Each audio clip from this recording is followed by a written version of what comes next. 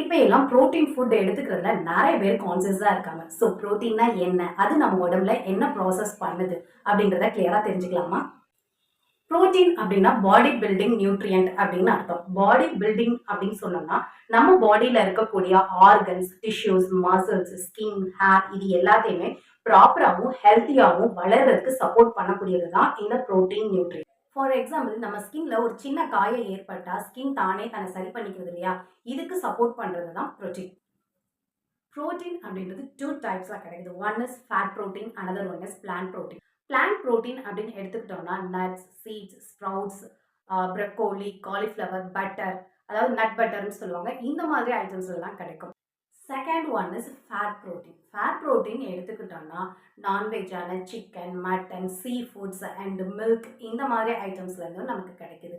So food மூலியமாக complete பண்ணிக்க முடியாது அப்படின்னு நினைக்கிறவங்க சப்ளிமெண்ட் ஃபார்முக்கு போவாங்க.